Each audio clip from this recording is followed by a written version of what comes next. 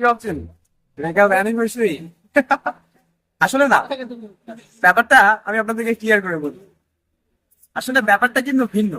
এই ভিন্ন ব্যাপারটার পিছনে একটা গল্প আছে। তবে প্রথমেই এই কেকটার দিকে দেখুন। দেখতে পাচ্ছেন কেকটা কিন্তু খুব সুন্দরভাবে ডিজাইন করা হয়েছে। তবে এই কেকটির ইতিহাস সম্পর্কে আমি আপনাদেরকে বলি। আসলে ব্যাপারটি হয়েছিল যে আমি আমার বোনের অ্যানিভার্সারির জন্য একটা কেক অর্ডার করলাম। কোথা থেকে করব ঠিক ভাবেই পাচ্ছিলাম না। তারপর অনলাইনে একটা পেজ দেখলাম। পেজটির নাম ছিল আরুস ইয়ামি কিচেন।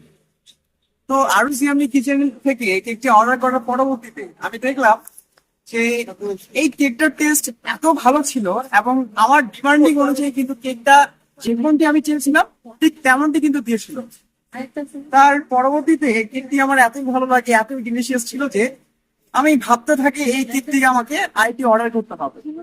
সেই অর্ডার করার বাহানায় আমি ভাবছি যে কেক যেহেতু অর্ডার করব তাহলে তো একটা ওকেশন লাগবে, তাহলে তো মজা হবে না। তাই আমি প্ল্যানিং করলাম যে কি করা যায়। সবশেষ প্ল্যানিং করতে এলাম ব্রেকআপ অ্যানিভার্সারি।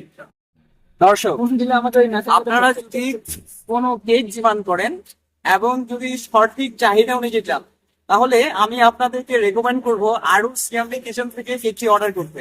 কারণ এই কেকটির এত বেশি ডিলিশিয়াস এবং আপনার চাহিদা অনুযায়ী যাবেন যে আপনি আমার মতো বাহানা করে বেড়াবেন কিভাবে এই কেকটি আবার খাওয়া যায়।